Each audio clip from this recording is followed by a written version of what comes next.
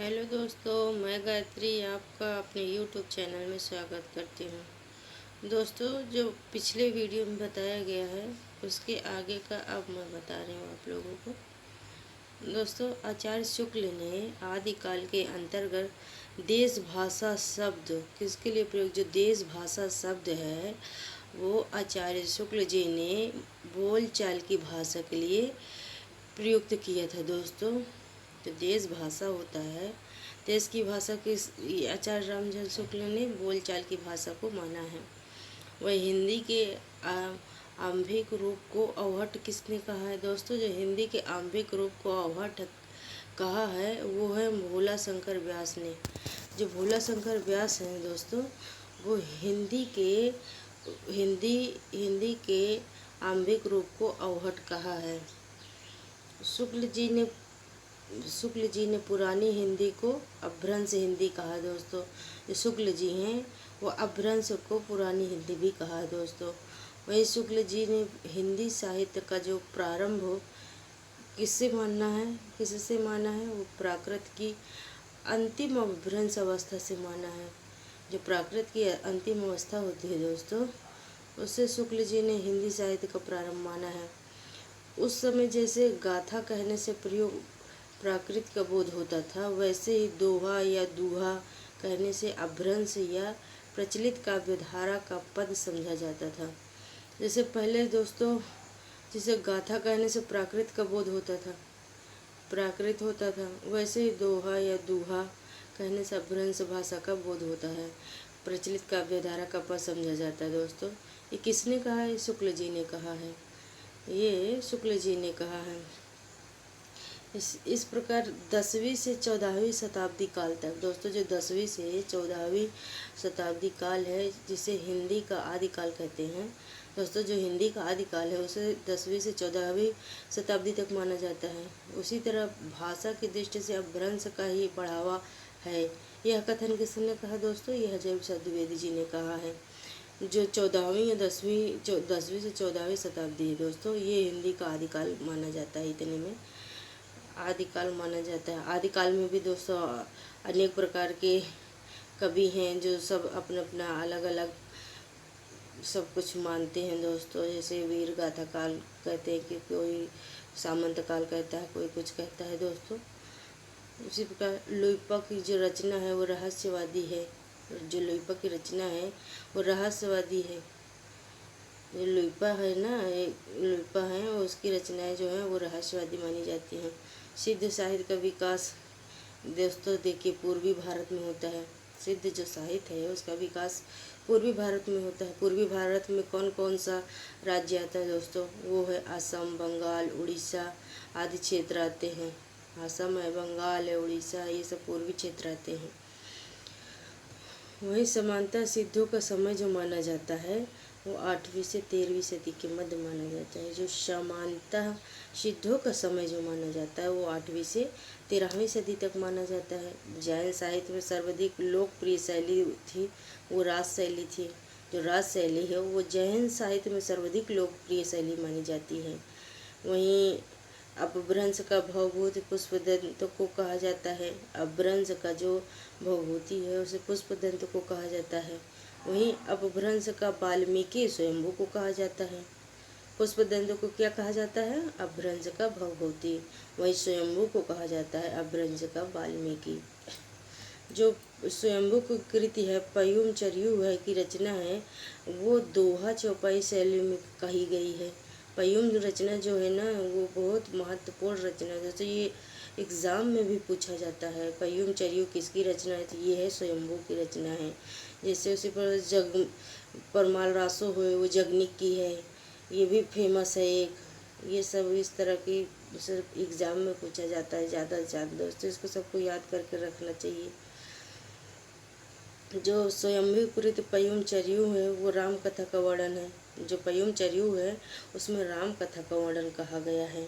वहीं स्वयंभू के अपूर्ण ग्रंथ को किसने पूर्ण किया है? स्वयंभू के पुत्र त्रिभुवन ने पूरा किया है। जो स्वयंभू के अपूर्ण में यानी कि जो आधा ग्रंथ था पूरी तरह से पूर्ण नहीं था, उसको उनके बेटा जो है वो त्रिभुवन ने पूरा किया है। वहीं पुष्पदत्त ने अपने आप को अभिमान मेरू कहा है। जो पुष्पदत्त जी हैं वो अपने आप को अभिमान मेरू कहा है। वहीं महासुखवाद किस मत की विशेषता? ये सिद्ध मत की है। महासुखवाद है ये विशेषता है जो ये सिद्ध मत की है। वहीं अपभ्रंश जैन परंपरा के प्रथम कवि स्वयंभू को माना जाता है। जो स्वयंभू हैं, स्वयंभू उनको अपभ्रंश जैन के प्रथम कवि माना है। देवसेन कृत जो श्रावकाचार्य की रचना किस छंद में? ये दोहा छंद में है। ये देवसेन एक राइटर है ना दोस्तों, उनकी जो रचना है श्रावकाचार्य वो दोहा छंद में मानी गई है। उसी प्रकार व्याकरण ग्रंथ जो है वो सिद्ध हेमचंद्र शब्दानुशासन के रचयिता हैं। व्याकरण जो ग्रंथ है सिद्ध हेमचंद्र शब्दानुशासन के रचयिता जो हैं वो हेमचंद्र जैन कवि हैं। ये हेमचंद्र जी हैं दोस्तों, ये जैन कवि हैं एक। उसी प्रकार जैसे सिद्ध हेमचंद्र शब्दानुशासन ग्रंथ प्राकृत अपभ्रंश का व्याकरण ग्रंथ है। जो सिद्ध हेमचंद्र शब्दानुशासन ग्रंथ है यह प्राकृत अपभ्रंश का व्याकरण ग्रंथ है। भला हुआ जो मरिया बाहिड़ी महारा कंतु लज्जेजा तू वयंसी अहो जय भग्गा धरु एंतु, ये किसकी पक्ति है? ये हेमचंद्र जी की है। तो जो प्राकृत का पाणिनि है वो है हेमचंद्र जी की है। पाणि दोस्तों एक रचना और है वो विष्णुगुप्त की है। महासुखवाद का जन्म किस शाखा से? वज्रयान शाखा से। जो महासुखवाद है उसका जन्म वज्रयान शाखा से माना जाता है। वहीं देसी नाम माला है कुमार पालचरित पुस्तक के जो लेखक है वो हेमचंद्र जी हैं। जो ये देसी नाम माला है कुमार पालचरित पुस्तकों के जो रचनाकार हैं वो हेमचंद्र जी हैं। उसी पर कुमार रासो की जो भाषा है दोस्तों, ये कुमार रासो है ना, ये बहुत फेमस रचना है। इसकी जो भाषा है वो राजस्थानी हिंदी भाषा है। वही जो बिसल देव रासो है एक मुक्तक एवं विरह गीत काव्य है। बिसल देव रासो जो है एक मुक्तक एवं विरह गीत काव्य है। इसमें श्रृंगार रस की प्रधानता है। श्रृंगार रस की प्रधानता, यह एक खंड काव्य है। जो बिसल देव रासो है एक मुक्तक एवं विरह गीत काव्य है। इसमें श्रृंगार रस की प्रधानता हो, श्रृंगार रस की, यह एक खंड काव्य है। जो आला खंड है वो किस ग्रंथ की रचना से विकसित किया? ये परमाल रासो से किया गया जो कि जगनी की है। दोस्तों जो आला खंड है ये रासो ग्रंथ है, इसको विकसित माना जाता है परमाल रासो। जो ये परमाल रासो है ना ये भी बहुत फेमस रचना है दोस्तों, ये जगनी की है। ये भी एग्ज़ाम में पूछा जाता है, बहुत ज़्यादा पूछा जाता है। उसी प्रकार आला खंड का अंग्रेजी अनुवाद किसने किया है? जो आला खंड है उसका अंग्रेजी अनुवाद किसने किया है? ये वाटरफील्ड ने किया है। जो आला खंड है वो अंग्रेजी अनुवाद वाटरफील्ड, जो आला खंड है इसका अंग्रेजी अनुवाद भी किया गया है, वो किसने किया? वाटरफील्ड ने किया है। उसी प्रकार जो आला खंड किस ऋतु में और किस क्षेत्र में गाया जाता है? जो आला खंड है ये बसंत ऋतु में गाया जाता है। ये उत्तर प्रदेश के बांसवाड़ा, पूर्वांचल, बुंदेलखंड और मध्य प्रदेश के क्षेत्र में गाया जाता है। मध्य प्रदेश के क्षेत्र में गाया जाता है।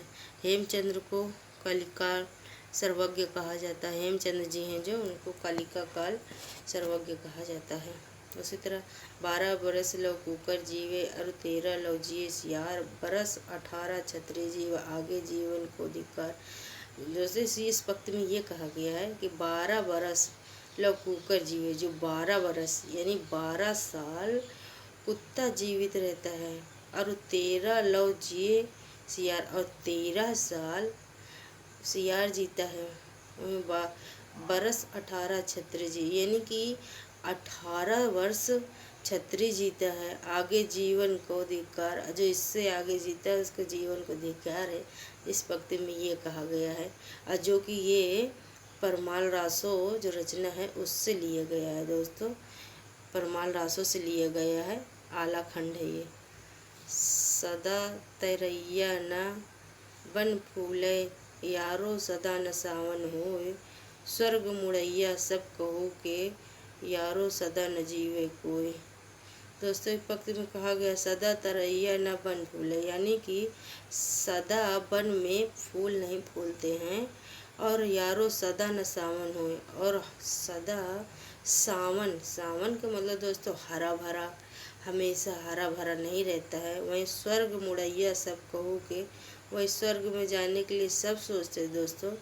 वहीं यारो सदा न जीवे कोई, और जीने के लिए दोस्तों सब सोचते हैं कि हम कितना जिए कितना जिए, लेकिन जब जिस दिन जिसकी मृत्यु आ जाएगी ना, उसको कोई नहीं रोक सकता है, वो उसकी मृत्यु हो जाती है। ये किसके द्वारा लिखा गया है? परमाल रासो में है।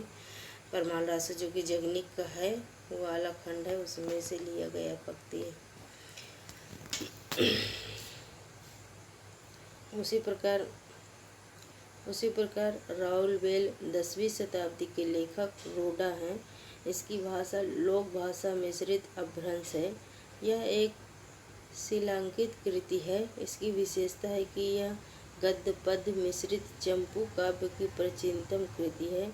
हिंदी में नक्सिक वर्णन की श्रृंगार परंपरा इसी कृति से आरंभ होती है। वही परमाल रासो जब प्रधान रस क्या है दोस्तों? जो परमाल रासो है उसको वीर रस में लिखा गया है। वही कर्पूर मंजरी है, जो ये रास है दोस्तों। ये कर्पूर मंजरी है ना, ये बहुत फेमस रचना है, इसको याद करके रखिए, ये भी एग्जाम में बहुत ज़्यादा पूछा जाता है। ये राजशेखर जी का है। वहीं वर्ण रचनाकार ये ज्योतिश्वर ठाकुर 12वीं शती का वर्णन विषय क्या है? वहीं राजकुमारों को स्थानीयता का ज्ञान कराना है। भक्ति साहित्य से वास्तविक हिंदी साहित्य का आरंभ किसने माना है? ये हज़ार प्रसाद द्विवेदी जी ने माना है। जो भक्ति साहित्य है उसे वास्तविक हिंदी साहित्य का आरंभ हज़ार प्रसाद द्विवेदी माना है। वही हिदायतनामा पुस्तक के लेखक जो हैं ख्वाजा बंदानेवाज जी हैं।